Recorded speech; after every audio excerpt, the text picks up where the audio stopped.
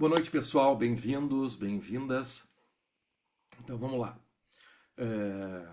Com a live 42, aula 12 do Paul, contando, vou devagarinho aqui, que a gente tem já traduzida e pensada a aula 14 sobre arquétipos, né?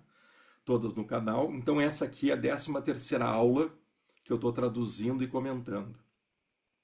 Vão ficar faltando 5 nesse projeto, que eu acho dos projetos mais essenciais para não só para musicoterapia músico-centrada, mas para musicoterapia latino-americana, né?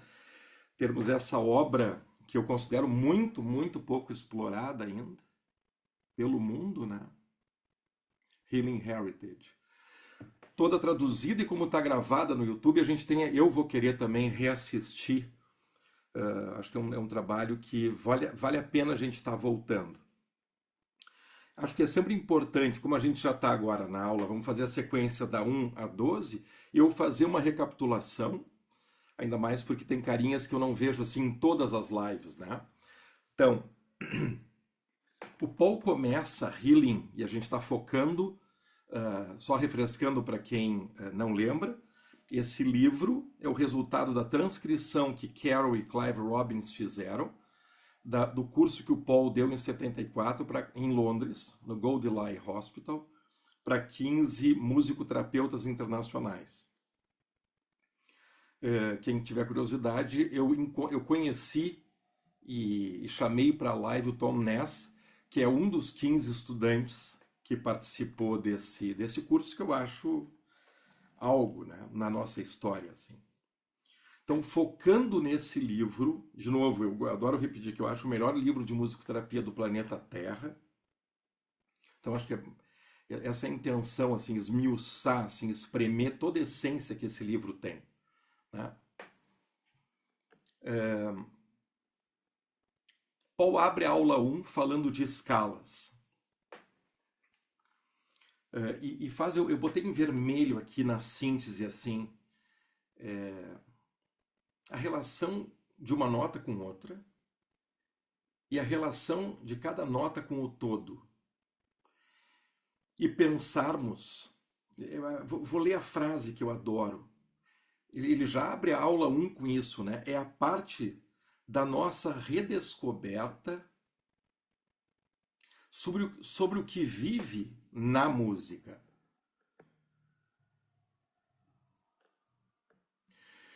Quando a gente, por que que eu sou minucioso? Eu estudo Healing Heritage, sempre tem uma palavra que eu não saiba em inglês, eu vou para o dicionário. Porque eu acho que cada palavra é importante. Quando então vocês entendem o que está em Healing, e não esqueçam que é 74 a aula que ele deu, logo ele já tinha 15 anos como compositor e pianista que era, trabalhando em musicoterapia como um dos nossos pioneiros na história. Então essa aula ele dá tendo uma experiência, tendo praticado, tendo trabalhado com vivências musicais durante 15 anos.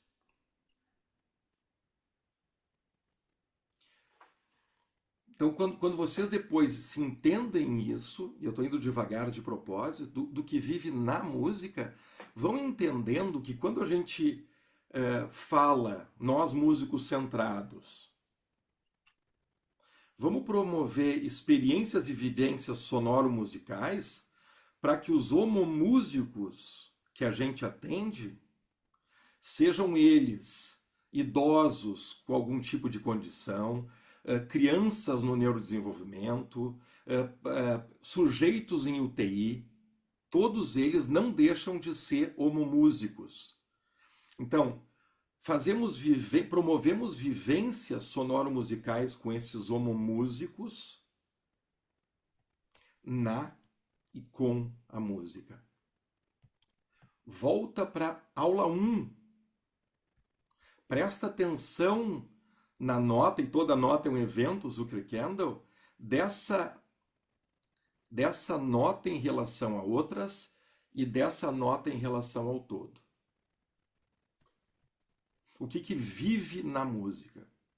Então, Paul não estava brincando. apesar de não ter, a gente detecta no estudo assim minucioso, eu e o Gregório, que ele não fez uma intimidade como, pelo menos eu e o Gregório já fizemos com o Zuckerkandl, né? E eu cada vez me aproximo mais através de Healing em Steiner. Steiner eu acho mais complexo, eu li as 7 palestras, mas tem um momento que ele realmente, literalmente, vai para o mundo espiritual, ali me perco. E então eu volto um pouquinho, mas eu sempre intuí como tinha importância no que agora eu entendo steineriano conceito de intervalo. Então vamos lá. Não é à toa, e vocês agora, né, vamos acomodando o conhecimento dessa experiência que é healing, né? Aula 2 e aula 3, a aula 2 é chamada de movimentos, movimentos inerentes das notas. Aula 3, direções. Conversei com o Gregório depois da aula 11, dizendo, eu agora estou cada vez mais entendendo a bagagem steineriana do Paul. E não esqueçam que parte do mergulho meu e do Gregório é entender a musicalidade desse cara. Que para mim, respeito muito a musicalidade da Helen Bonny, mas para mim é o cara que põe em ação. Em resumo, para mim é o Pelé da nossa história. Então me interessa buscar entender como é que operava a musicalidade desse cara, que eu entendo não precisou, eu preciso, o Gregório precisa. A gente entende que é importante que vocês, interessados em musicoterapia músico-centrada, Nordorf Robbins e J.M., também aprofundem e se tornem íntimos de Zuckerkandl. Para mim e para o Gregório foi um portal. E está sendo agora nesse detalhamento super criterioso, como eu nunca tinha feito, agora me sinto bem maduro para fazê-lo, né? De healing, esse aprofundamento em Steiner. Só que eu falei com o Gregório sobre a relação do Paul com Steiner, quando ele trata profundamente da operacionalização dos acordes, da harmonia, das inversões.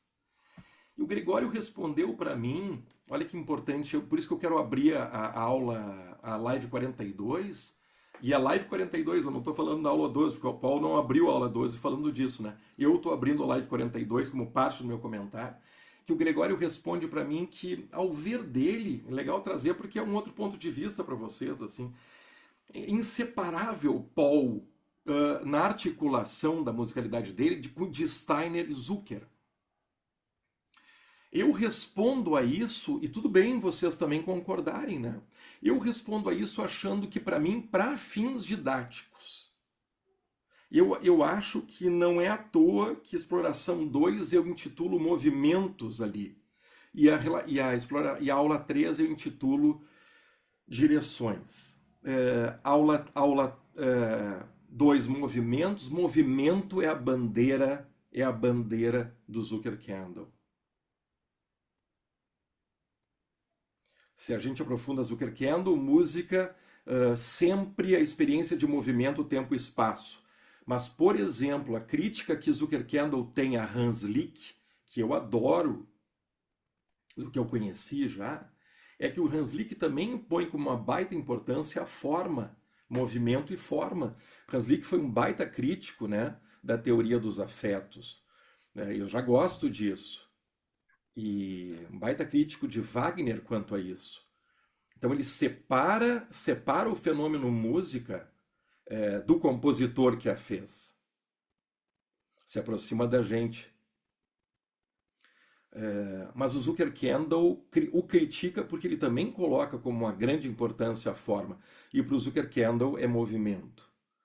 Então, movimento para mim, no estudo de healing, eu gostaria, para fins pedagógicos, eu não discordo do Gregório, porque também está em Steiner, mas o Zucker sublinha movimento. E Steiner é o dono do conceito de intervalo, tá? Então, dentro de healing, quando Paul fala de conceito de intervalo, é Steiner. É Steiner a pergunta, eu estou sendo bem, tô voltando com vocês em todo esse conteúdo, assim. É Steiner, não é Zucker, perguntar para onde que a tônica quer ir. Para onde que a super, depois chegamos na supertônica. Para onde a supertônica, segundo grau, quer ir? Ela quer descer e ela quer avançar para mediante, para o terceiro grau. Isso é Steiner.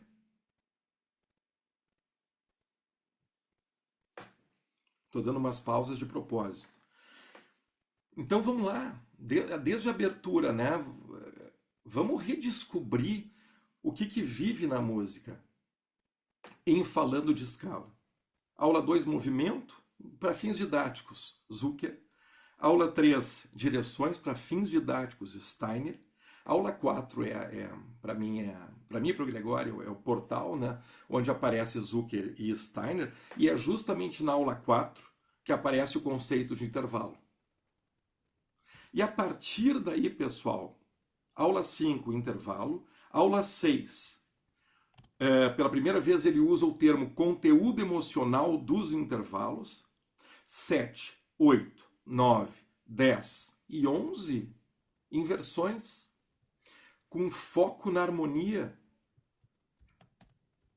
E eu acho que eu vou detalhar um pouquinho mais agora na aula 12. Foco na harmonia, o musicoterapeuta operando ou operacionalizando forças dinâmicas a partir de acordes e progressões de acordes, foco na harmonia, levando para a melodia. O que disso que eu falei agora não ficou claro, vai ficar na aula 12. E a aula 12, convidei o Cris para finalizar comigo, para fazer um wrap-up, um fechamento da aula 12, com a 11, porque é o acorde de sétima diminuta. E as inversões, sendo que sétima dominante com sétima, né? As inversões e as várias maneiras, eu vou tocar no violão também, as várias maneiras da gente articular harmonia e esses acordes, estou indo devagarinho, também possibilitando que se construam melodias a partir deles. Então, olha a riqueza do que nós estamos conversando. Olha a riqueza do mundo tonal, onde a gente pode inserir os homomúsicos com os quais a gente trabalha. Então, mais do que nunca, por exemplo, a equipe do ICD, eu no violão aqui, hoje estudei legal para passar para vocês uma parte. Entre a live 11 e 12, postei algo no Insta que eu vou repetir hoje. Cris teve um belíssimo insight de uma obra para piano que vai trazer para vocês. E tudo isso por que a gente quer trazer? Para não ficarmos só no healing. Então eu não quero que o Rafael, que interessante, que bacana, vou reassistir, mas não vai colocar na sua musicalidade? Lisley, que bacana, a Lisley está com 500 pacientes. Eu vou acompanhando as postagens das Lisley, onde que ela pode pensar que entra agora um acorde e ela pensar com intenção clínica. Eu não vou resolver na tônica, eu vou resolver no sexto grau. Só que esse sexto grau eu quero promover dentro dele um intervalo de sexta, não só de terça e quinta. Logo eu vou resolvê-lo na primeira inversão. Eu não sei vocês, eu repito live após live, por isso que eu quis ser musicoterapeuta, para ter esse nível de conversa. E aí eu estou falando isso, o Meneguzzi pode olhar para mim, eu promovi isso na vivência do meu paciente A, não vi grandes respostas, ou vi grandes respostas, ou não vi essa semana, mas eu insisti e nasceu um tema clínico a partir de movimento harmônico que eu fiz usando acordes de sétima. Então, o resumo do resumo, pessoal, tá e daí, André? E daí que a gente não pode limitar a vida musical do nosso paciente. Então, da mesma maneira que eu vou falar algo que é óbvio para vocês. Então, vários de vocês aqui, Carol, Lisley, Cris, Rossana, André, Rafael também, trabalhando com crianças no neurodesenvolvimento. Duvido que algum de vocês tenha preguiça de ler livros sobre autismo, de participar de supervisão sobre autismo, de ir a um congresso que trate do autista. A minha questão de a gente adicionar como musicoterapeuta que somos e o estudo de música para cada um de vocês, ele está sendo contínuo também? Ou só está interessando agora o Parkinson, o autismo, o paciente em estado vegetativo, e a música fica fora? Então, essa talvez um dos leitmotivs do meu canal a condição é importante. A sistêmica onde está envolvido os nossos pacientes é importante. Mas música tem que estar junto. Então, o estudo de música ele deve ser contínuo. E para mim, não tenho dúvida, não tenho dúvida, não tenho dúvida. Que esse é um dos grandes legados, galera, lá de 74, sabe? Lá de 74. Então, pelo menos todo o meu esforço, e agora ano que vem a formação vai estar aí, né, oficial, todo o meu esforço, para que cada vez mais a gente tenha uma classe que tenha uma classe que conheça a música. De novo, mas eu não vou ser virtuose. Eu não sou virtuose no violão, né? Mas eu sempre entendo que música é um estudo contínuo do musicoterapeuta que eu sou. E eu acho que todo estagiário que passa pelo ICD sai com essa informação, né? O estudo é contínuo sobre as condições com as quais o futuro musicoterapeuta vai decidir trabalhar. A terapia é algo bem importante, terapia pessoal. A supervisão é algo importante, de tempos em tempos ser acionada. E a música, ao meu ver, é um estudo contínuo. Acho muito bacana ver musicoterapeutas, no meu feed tocando, improvisando, uns estagiários que eu recebi, daí eu vejo, eles estão em saraus, eles estão em luaus, em saraus, com violão em punho, quer dizer, a música é uma parceira, realmente a dona música faz parte da vida, da rotina, e aí quando se entra no consultório, né, ela é parceira, ela não é uma entidade que tu não tem intimidade, né? Vamos saber tudo? Óbvio que não, óbvio que não, mas vamos saber o máximo que nós pudermos, né? Então vamos lá, aula 12, eu quero começar com a vozinha do Clive aqui. Talks on Music by Dr. Paul Nordoff. Talk number 12, Seventh Chords, a Singing Experience. Então, aula 12, acordes de sétima, uma experiência cantada. Maybe we could have a drum and a cymbal. Acho que a gente pode ter aqui um tambor e um prato. And a cymbalist and a drummerist. E um tocador de prato e um percussionista de tambor. And the cymbal over here. Por favor, coloca o prato aqui e o tambor ali. You can go like that and like that. All right? Ele posiciona então o tambor e o prato. Estão os alunos ali, viu, pessoal? Now you are going to begin the measure. Tá, vocês vão começar no compasso With sem música, no music. Bang. com um bang. Pausa. Interessante, né? A gente vem falando durante todo o healing sobre a relação do Paul. Eu vou devagar aqui, porque é uma interpretação minha. Com o ritmo. E as palavras são importantes. Pessoal, vocês vão começar então no primeiro compasso sem música, só com bang.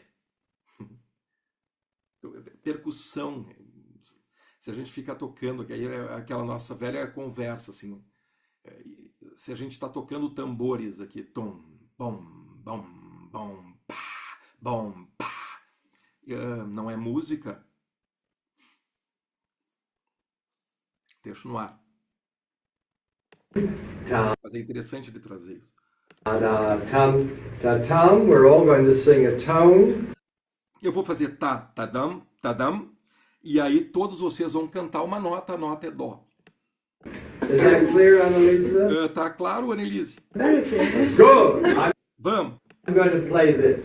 Então nós vamos. Sempre eu vejo, vocês percebem isso? Quem está acompanhando todas as aulas, como é motivado o Paul para pular para a música.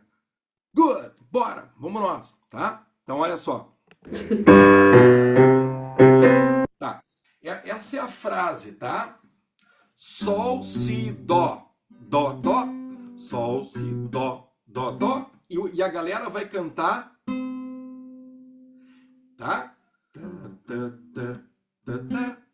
Todo mundo canta. Pam, bate o prato, pá, e vem o acorde aqui com sétima.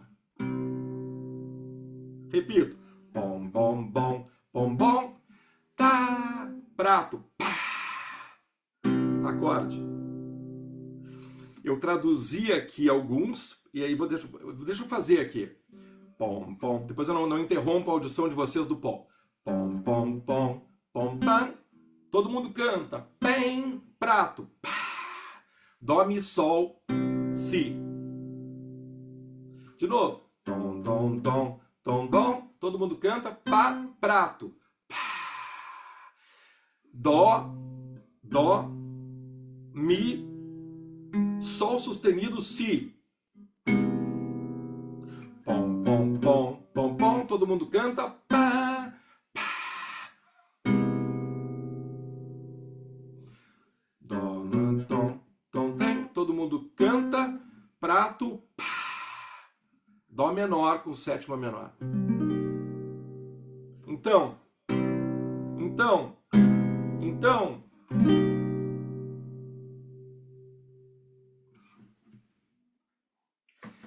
Ele quer que a galera, a partir dessa nota, desse canto, vá vivenciando uma relação de notas a partir dessa construção diferenciada de acorde com sétima para acorde com sétima, e vá tendo diferentes vivências, tendo essa nota aqui como seu cantus firmus, né, vamos dizer assim, só que no agudo, tá bem? Vamos escutar então agora a experiência dos 15 alunos nisso.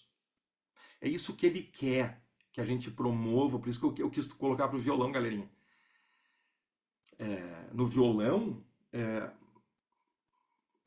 são quatro notas para construir o acorde de sétima. A gente tem que fabricar com 4 dedos, né? Porque aqui faz o apoio, 4 dedos. Vocês pianistas, mais fácil. Então tem que construir isso. Azar é o meu. Azar é o meu. Vamos lá. Azar é o meu. You can sing an octave higher if you like. Vocês podem cantar uma octava acima. Good. All right. Drum. Boa, vamos embora.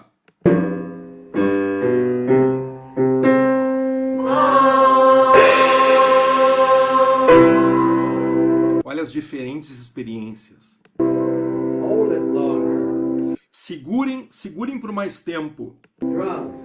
Tambor.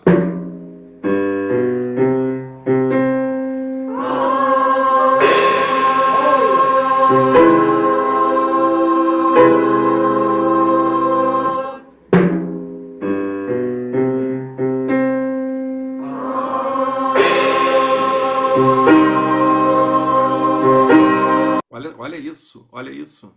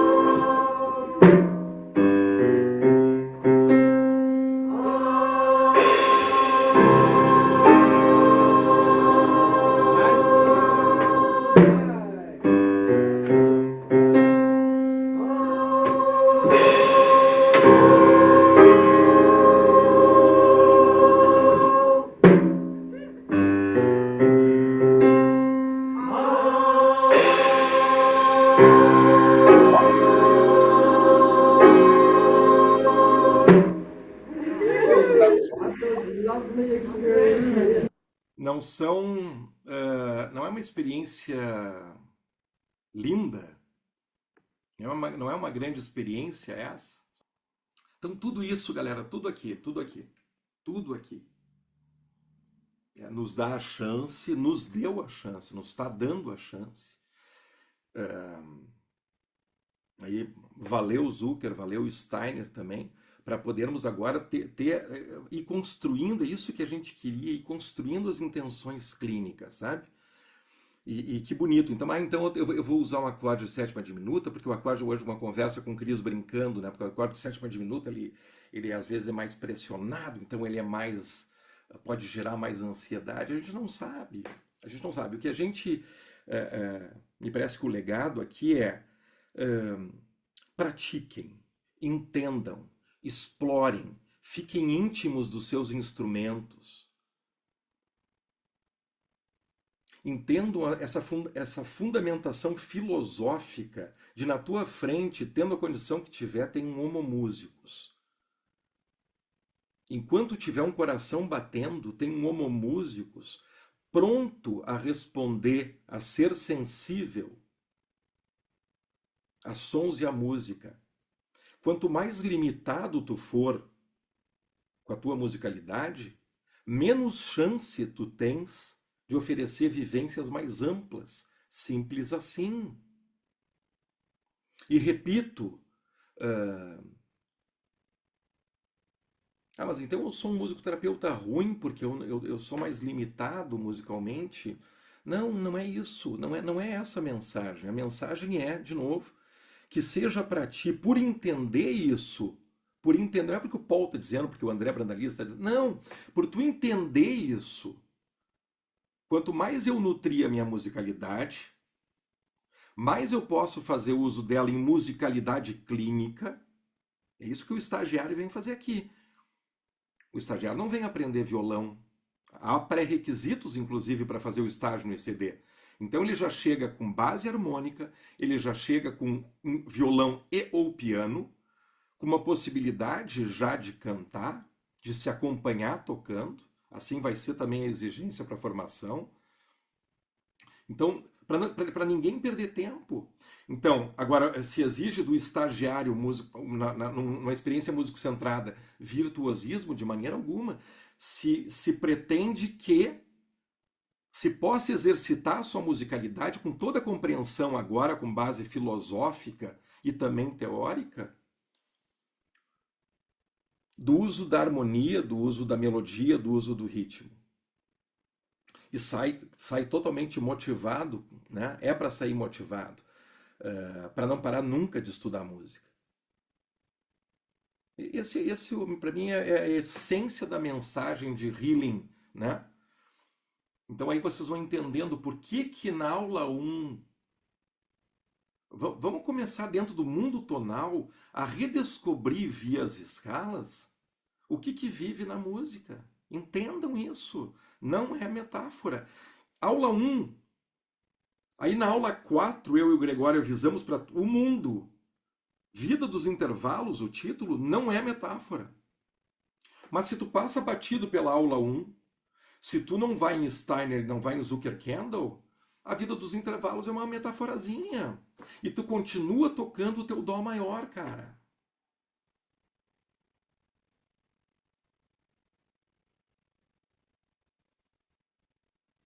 E concentra os nossos pacientes, pessoal.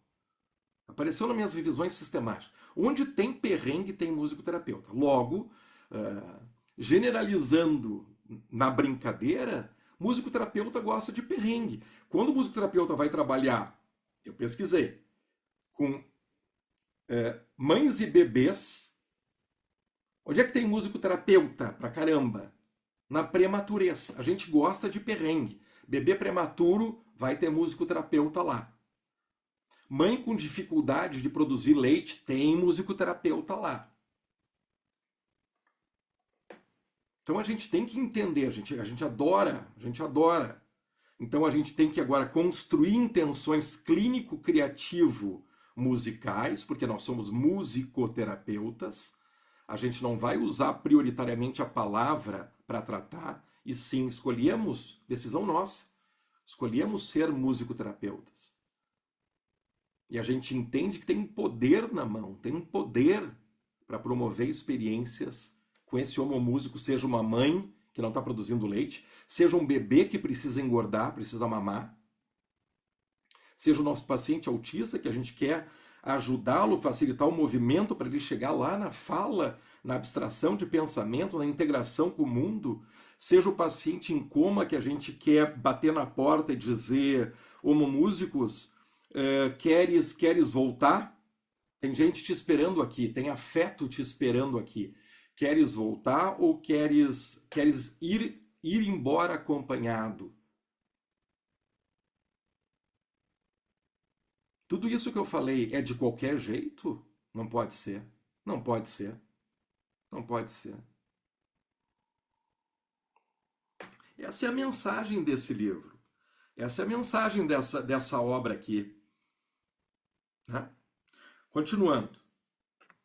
That symbol should give you a little frisson. Esse prato deve ter promovido para vocês um pequeno frisson, como dizem os franceses. What's the French call it? Would it be better with a tremolo? Real softer tremolo before O Clive pergunta, não seria legal também tocar com trêmulo no prato? you play the chord rather than a cloud? Let's try. Enquanto vai fazer o acorde, um pequeno light, um pequeno trêmulo no prato. E o Paul diz, podemos tentar.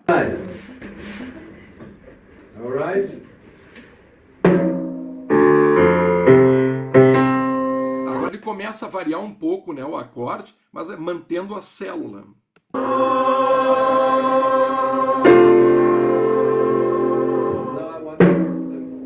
O Paul diz, não, eu quero escutar o prato.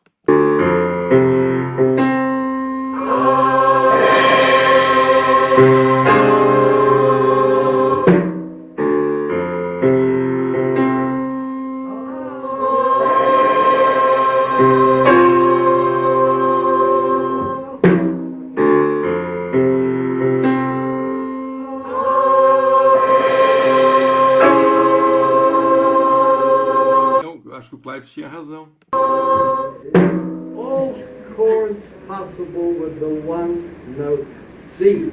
Todos os acordes possíveis com uma nota Dó.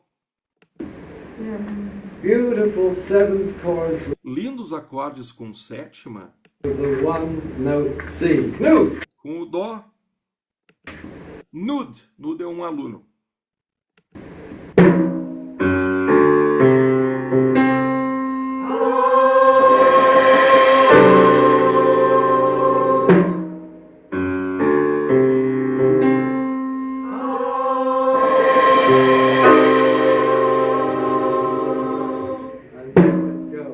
E assim vai.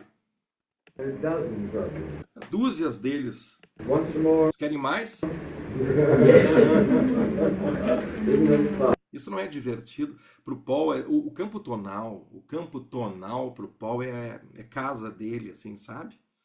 Isso que é bonito. Isso que é bonito, eu e o Gregório, a gente percebe isso, assim, de toda a nossa história, sabe? É o cara que...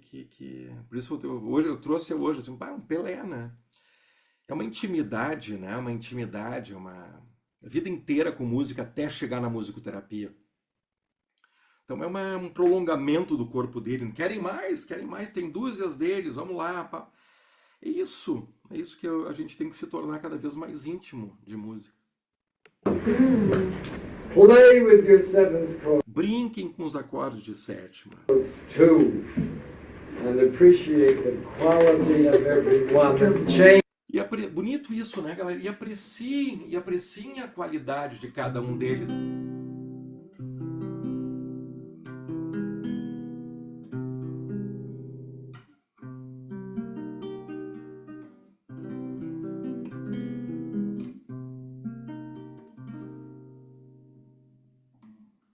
Só de eu ter feito isso, né? Olha quanta melodia que a gente poderia ter feito presencialmente. Change the arrangement of the Mudem o arranjo das notas tones around so that ao redor das formas.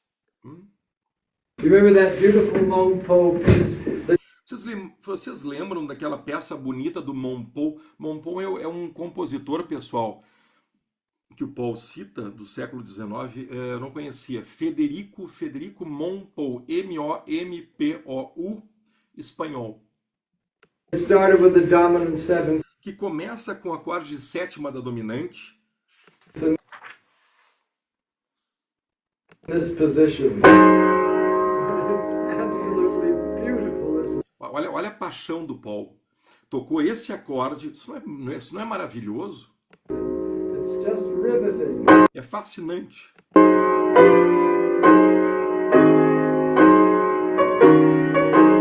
Tocando as inversões do acorde. So original. É tão original To do something like that. fazer algo assim Dominant seventh chord. com acorde de sétima da dominante.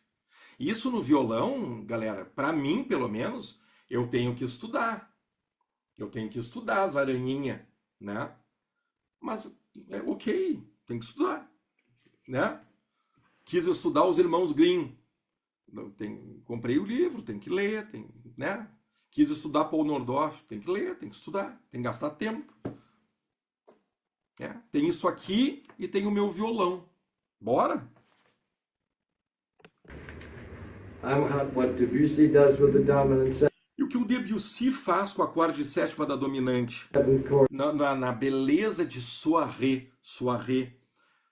da peça Noite em Granada. It's in that wonderful soirée, that night in Granada, which I shall never forget. Eu nunca devo esquecer. It's not exactly right. Dominantes com sétima.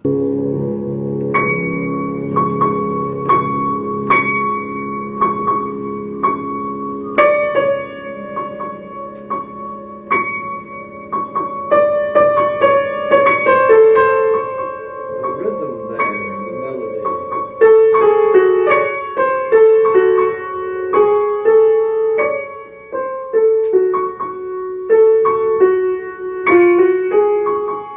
Esse Debussy, hein? Eu não sei vocês, eu sinto tudo suspenso, né? Tudo sem resolução. All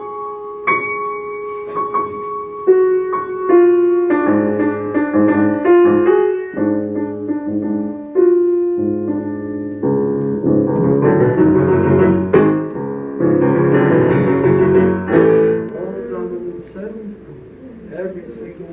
Tudo dominante sétima, com sétima.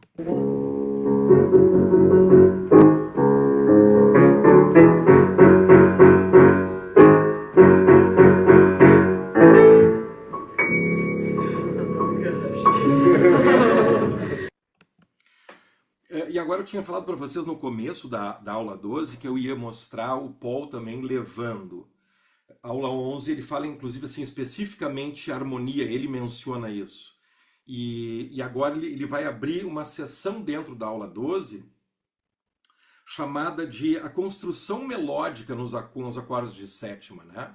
Essa brincadeira que eu fiz aqui de trabalhar com acordes de sétima sobre dó, e eu falei para vocês, eu larguei violão, quanta brincadeira melódica a gente teria feito aqui, né? E agora a mesma coisa, pegando como base o Debussy, como a gente pode brincar com uma sequência de acordes com sétima, né? Dominante com sétima, e que suspenda, e que deixe suspenso. Né? Isso para quem fizer a formação, pessoal, vai ser importante. A parte presencial, a gente vai... Eu já estou falando com a minha equipe, porque a minha equipe também vai lecionar, né? De criarmos exercícios para a gente fazer em aula, para vocês incorporarem, né? E levarem para a vida. Né? É isso aí. E aí levarem para os pacientes, né? Então vamos para essa sessão da aula agora, que é a última Isn't it sessão. breathtaking? No, it's so important. Isso não é breathtaking, isso não é assim empolgante de tirar o fôlego, hein? E ele continua, it's so important, é tão importante. Também acho. So important to free yourselves from all traditional. Olhem isso, eu vou devagar. Libertem-se de todas as dependências das tradições tonais, né? Começa a aula 12 dizendo, não esqueçam, que as vivências com os acordes de sétima, a liberdade com eles, começa com a liberação feita por Beethoven. E ele disse que deu um passo ousado para não resolver a dominante com sétima na tônica e resolver em cadência deceptiva. Ele deu o exemplo do Beethoven ter usado o sexto grau menor. Então ele está dizendo isso, assim, nesse estudo que vocês fazem e no que vocês pretendem como intenção clínica, promover para as musicalidades dos pacientes de vocês, se libertem a musicalidade de vocês e, consequentemente, a musicalidade clínica das obrigatoriedades das tradições tonais. Tonal dependencies, harmonic dependencies. Dependências que as notas pedem, dependência dos aspectos harmônicos. Learn to use these chords Aprendam a usar os acordes absolutely with freedom. com total liberdade. And to write a melody, construct E escrever uma melodia, a melody around the seventh chord. construam uma melodia ao redor dos acordes de sétima. A brincadeira que eu fiz aqui, né? Então a gente pode começar nisso.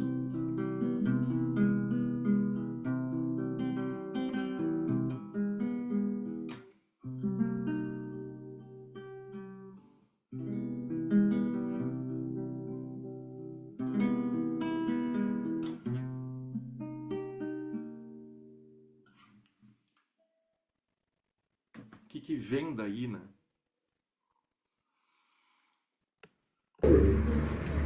There is a perfectly good reason why this. Tem uma razão perfeita para isso. Ele vai tocar outro Debussy, La Fille, conhecida, né? La Fille au chevet d'élan.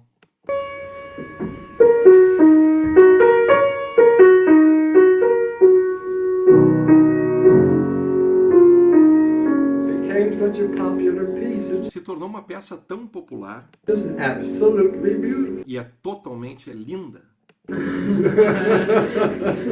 And what is it? E o que é isso? Ré bemol, si bemol, sol bemol, mi bemol, sol bemol, si bemol, ré bemol. It's the seventh chord made of Esse é um acorde de sétima construído a partir de menor, maior, menor. minor, major, minor. And how absolutely beautiful it is. É absolutamente bonito isso. And in the second part, he takes the tones Na segunda parte, ele leva as notas of it para o acorde de sétima inicial e brinca com eles, os acordes. and just plays with them like this. And then I think something like this happens. E aí alguma coisa como isso acontece, ele vai tocar o acorde de dó bemol maior. He puts it over a completely different harmony. E aí ele leva a peça para uma outra harmonia completamente diferente. What a pretty girl she must have been. Que linda menina, que linda moça ela deve ter sido. Essa La Fille au chevet d'élan.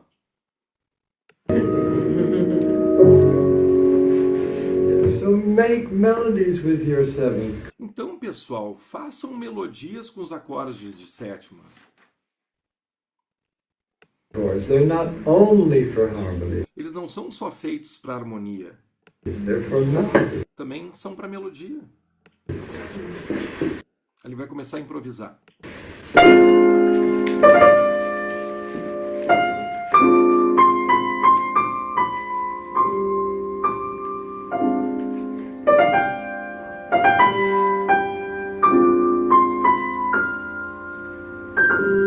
Dominant seventh chord. Acordes de sétima dominante. E agora é uma parte A Carol é uma musicoterapeuta que muitas vezes se emociona com canções da discografia da Northrop Robbins. Um belo exemplo é um processo musicoterapêutico. Quem não conhece está na Live 4, mas é bacana também ouvir a Carol apresentar, porque é a Audrey. A voz é o protagonismo, né? É protagonista. E as canções são muito, muito, muito tocantes, muito bonitas. E deixa eu contar uma coisa para vocês, eu acho que pelo menos a minha equipe não sabe, tá? Na história do Paul Nordoff, do Clive Robbins trabalhando com crianças, eu já contei para vocês que eles usaram na Audrey algo bem sensível do Clive. Então pensem na Condition Child, que eu já mostrei. Quem não tem familiaridade está na live 16. E o Clive percebe que a Audrey é uma menina que estava institucionalizada, bastante resistente a algumas abordagens, e eles encontram, o Paul diz, quando ela começa a cantar, o Paul diz, essa menina, ela se encontra nesse belo canto. E o Clive teve uma intuição pensando na Condition Child dela, essa menina é uma Cinderela. Essa menina é uma Cinderela. O que é a Cinderela? É uma moça muito bonita, com muitos potenciais, mas só que está abandonada. Cinder de ash, né? De cinzas. Então ela está abandonada, ela está suja, ela está maltratada pela madrasta. E ele chamou de Cinderella Condition. E o potencial dela, como da Cinderela, na voz, né? Na voz. E aí eu fui pesquisar, para quem não me ouviu falar, fui pesquisar a história da Cinderela, né? A história da Cinderela tem mais de 700 versões. A primeira descoberta é chinesa, do ano 850 a.C. A gente, pelo menos eu, conhecia a Cinderela pelo Walt Disney, de 1950, né? Mas as que instalam na contemporaneidade a história da Cinderela, e eu listei aqui, né? 1627, o Perrault, versão francesa, de uma Cinderela mais submissa, de uma Cinderela que, para conseguir o seu potencial, ela precisou de uma fada madrinha. Submissa, ela deixa escapar o sapatinho, antes não tinha, e tudo dá certo porque o príncipe encaixa o sapatinho. O príncipe não teve muito trabalho para conseguir esse feito, né? Encaixou, foi nas casas, até que encontrou o pé, deu tudo certo para o príncipe. A versão Cenerentola de Basile, de 1634, o príncipe tem que trabalhar mais. E a Cinderela tem que trabalhar mais também, porque sobre o túmulo da mãe, ela tem que regar. E no trabalho, work, que foi usado com a Audrey. We have to work. Quando a Audrey diz, no, no, no, no, yes, yes, yes. We have to work. A gente tem que trabalhar. É a versão inicial da Cenerentola, que teve que se esforçar para que, sob o túmulo da mãe e a semente que o pai trouxe de presente, nascesse uma árvore, e essa árvore aí sim era encantada.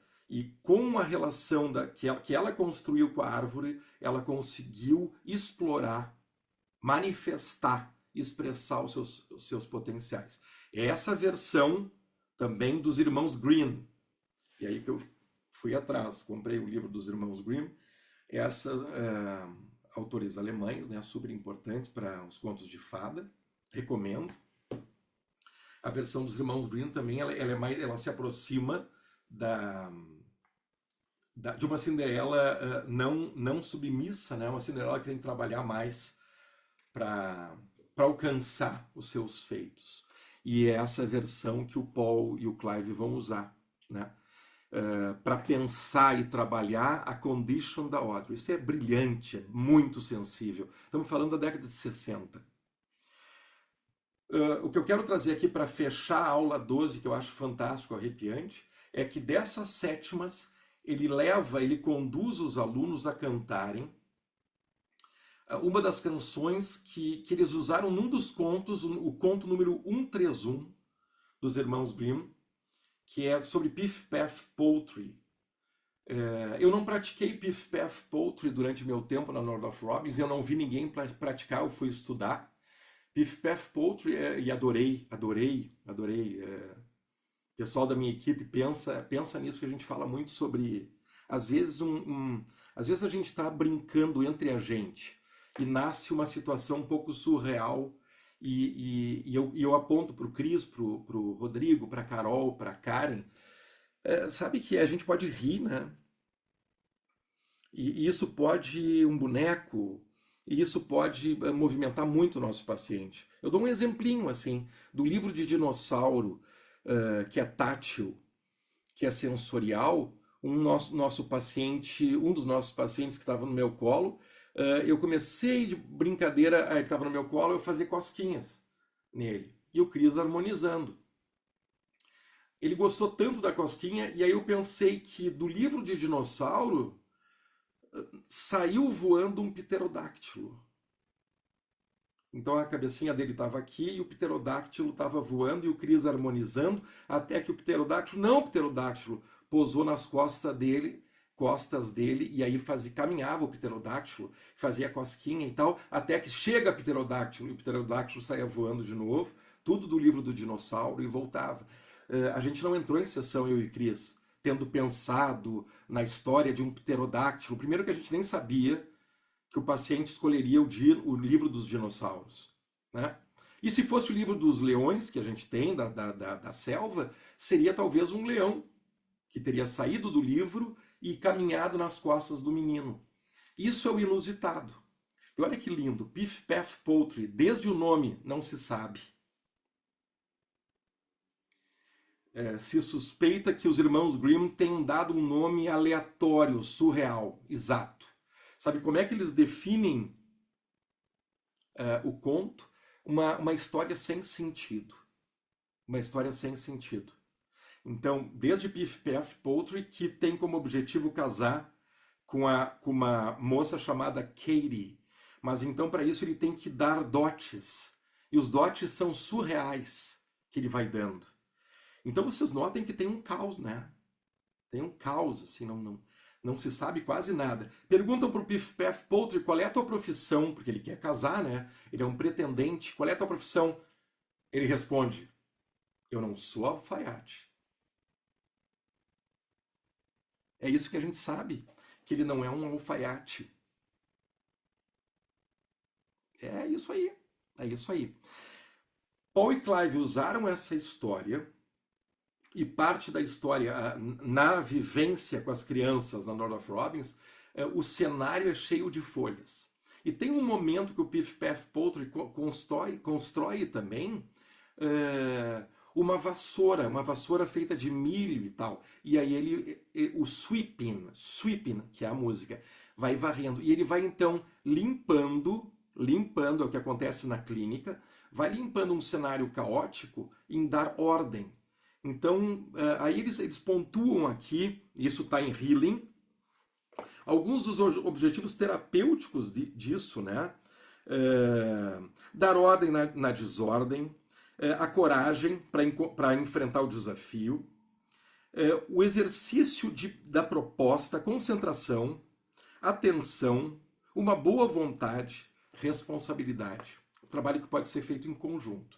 E aí o Paul, então, agora que vocês estão situados, e esse conto é todo musicado, né, pelo Paul e pelo Clive.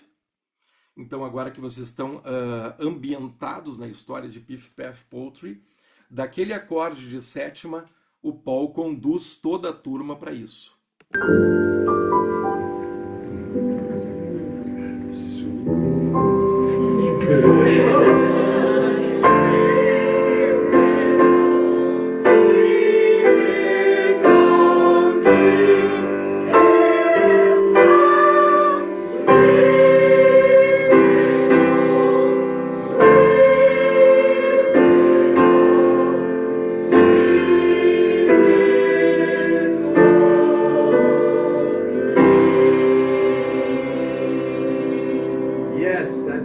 message of Pip Pam. Sim, essa é a mensagem de Piff Paff. Sweep it all clean. Varram tudo. Sweep your music clean. Varram a música de vocês, galera. Limpem-se. Limpem-se, não está na gravação. Limpem-se. Ajudem as crianças a se revisitarem. Tradução que eu estou fazendo. Limpem a sessão. Ok? Thank you very much. Diz ele. Obrigado. Então agora eu quero mostrar para vocês, fascinante, né, galera? Fascinante, fascinante. Aulas 11 e 12. Agora eu quero, para a gente fechar, fazer um wrap-up dessas mensagens. Eu vou convidar o Cris também, mas antes eu quero mostrar, no ICD a gente trabalha com cordas, né? E piano. Então eu quero fazer uma tradução, mostrar para vocês uma tradução do que vocês podem começar a fazer na casa de vocês ali, desses acordes de sétima, além da aula de hoje, né? A aula 11, para onde que a gente pode rumar com os acordes de sétima diminuta, né? Então eu trouxe um exemplo, e depois o Cris chega na semana passada, né? Dizendo que teve um baita insight sobre a aula 11, e eu pedi hoje para ele, gentilmente, assim, dividir com vocês, porque eu achei muito bacana, muito bacana. Então é uma maneira que a gente está trazendo para vocês também de traduzir tudo isso, todo esse conteúdo, né, para gente, para o nosso dia a dia. Como é que eu... Tá, André, fiquei perdido. Como é que eu estudo? Como é que eu ponho no piano? Como é que eu penso isso? Como é que eu estudo no violão? E daí, tudo isso vai nutrindo a tua musicalidade, para que, a partir de intenções clínicas que tu tenha, tu promova vivências mais amplas, mais diversificadas para os homomúsicos que estão na frente de vocês, tendo a condição que tiverem. É isso. Então agora deixa eu mostrar o meu exemplo no violão aqui, depois a gente vai para o insight do Cris. Tá, vamos fazer um acorde de sétima diminuta, baseado na aula de ontem. Vamos levar esse acorde de sétima diminuta, que é um acorde de tensão, para 8 possíveis resoluções. Vamos ver como é que funciona. Si, Ré, Lá bemol, Fá, para Lá menor. Si, Ré, Lá bemol, Fá, para Lá maior. Si, Ré, Lá bemol, Fá, para Fá sustenido maior. Bonito. Si, Ré, Lá bemol, Fá, para Fá sustenido menor. Si, Ré, Lá, para Ré sustenido menor. Si, Ré, Lá, Fá, para Ré sustenido maior. Que lindo isso. Si, Ré, Lá, Fá, para Dó maior.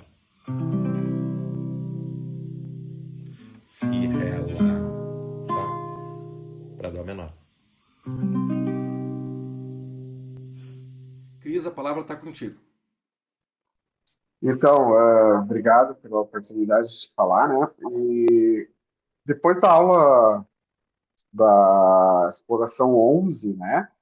Em que o Paul traz o acorde de sétima diminuta, eu fiquei revisitando o que eu escuto, né? E procurei tentar me lembrar o uso do acorde específico que eu estou falando da sétima diminuta, né? E no repertório erudito, né? E como esse acorde ele é impactante, né? E eu me lembrei de uma obra que é considerada por muitos como a obra-prima do Bach, né? Bach, que por muitos é considerado um dos maiores, se não o maior compositor, né, da música ocidental. E ele compôs um oratório que se chama Paixão segundo São Mateus. Não sei se vocês já escutaram, mas é uma obra assim monumental dele. É mais de 2 horas e meia de música, né? E como eu disse, é considerada a obra-prima dele e que retrata, né, paixão. O que é paixão? É o sofrimento e morte de Jesus Cristo, né?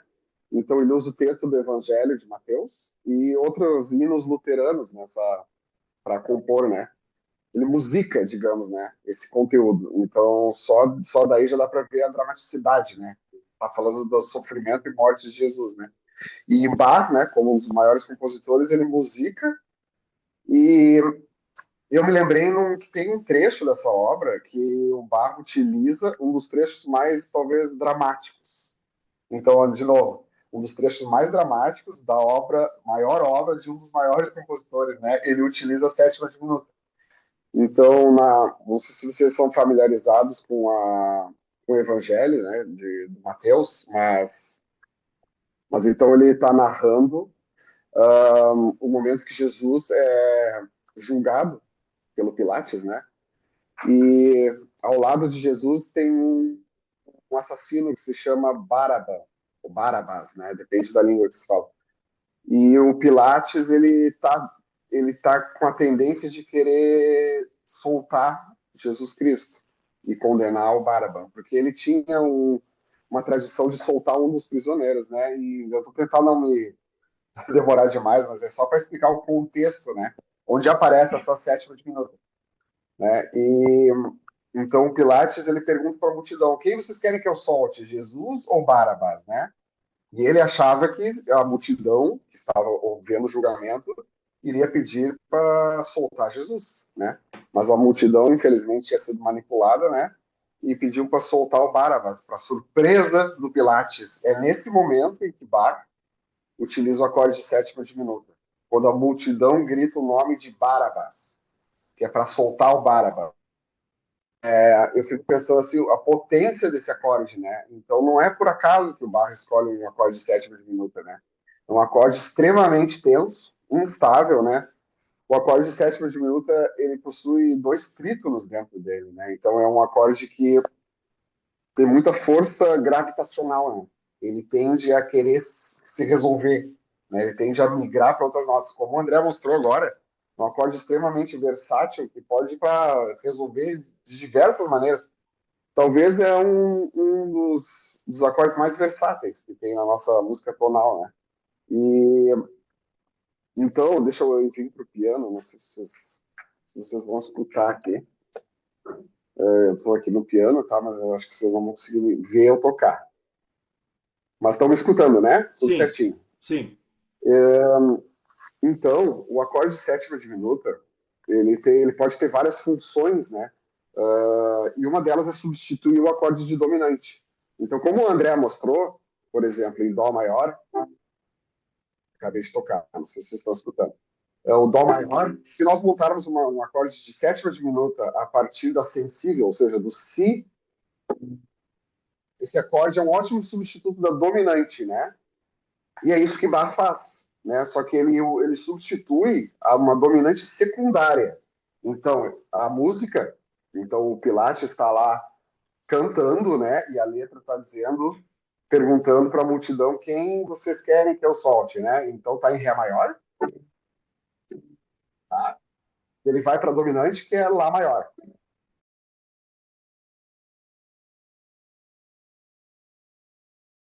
Tá. Vamos fazer o E, seguinte, então, na edição, pessoal, vocês venham, porque daí eu coloco direitinho. tá. Eu gostei da tua explicação. No momento, Uhum, então, deixa eu só recapitular. No momento, então, que Pilates ou Pilatos, né, uhum. pergunta para o povo quem que eu devo soltar, e o povo diz Barrabás ou Barabá, é aí que entra o acorde de sétima diminuta. É nesse momento que é cantado por um coro, então, né, para representar a multidão falando. Perfeito, perfeito. E, Então isso e é bacana das nesse pessoas coro, ouvirem. as diversas vozes de cantores formam um acorde de sétima diminuta, enquanto está falando a Tá, palavra Barrabás, né? perfeito. E esse choque, porque primeiro que o baixo se movimenta em trítono, né? Ele está em Ré maior, vai para Lá, que é a dominante, e depois ele vai para um Ré sustenido diminuto, ou seja, nada a ver, né? Mas depois, com a progressão seguindo, a gente percebe que é um substituto de uma dominante secundária, que é o Si maior, Aham, resolvendo depois em Mi menor. aham. Então, esse exemplo depois eu passo para o André, né? Isso. Mas ele ilustra muito bem como esse acorde é especial, né? É. como esse acorde é especial e como ele pode ser usado, né, para essa tensão, né, nesse momento tão dramático, né, da obra-prima do Bach, né? E um momento dramático da obra-prima do Bach e um momento dramático, Cris, da história da humanidade, né? Porque quando Exato, Pilatos propõe isso e dizem Barrabás, esse acorde, como tu disseste e eu também, e o Paul também, ele dá talvez infinitas possibilidades. Ou seja, o que vai acontecer a partir de agora com a condenação de Jesus, com a história da humanidade? Uma maneira da exato, gente também pensar esse uso naquele momento, né? perfeito, Porque para perfeito, onde é que nós vamos a partir daí? Tanto que eu e o exato. Cris, quando o Cris trouxe esse insight que eu achei muito inspirado da parte dele, a gente ficou pensando qual a função. Então tem isso em termos de a gente poder interpretar na história, no contexto que estava sendo musicado pelo Bach. Mas como composição, tira a história de Jesus aqui, como composição, a gente pensou que tanto pode ser um acorde de passagem, como pode ser um acorde que já esteja encaminhando para a dominante para dominante secundária, né? Exato. Porque a peça está em ré, né? Uhum. E ele quer conduzir para mi. Exato, para mim Então ele menor. usa Então o ele teria acorde que usar o sétima. si maior. Mas não, ele usa o ré sustenido meio diminuto, né? Que é o substituto do si maior. Perfeito, perfeito.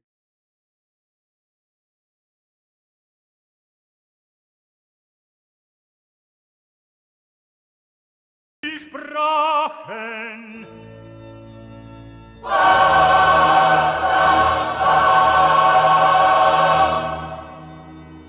Pilatus sprach zu ihnen. Obrigado, Cris. Obrigado. Foi uma bela contribuição para a gente Ah, fechar as aulas 11 e 12. Tá? Pessoal, então com isso eu me despeço. Bacana mais uma vez estar com vocês. Bom fim de semana. Fechamos aula 12. Contando com a aula 14, ficam faltando só mais 5 aulas para a gente finalizar todo o estudo dessa super obra que é Healing Heritage. Beijo. Bom final de semana.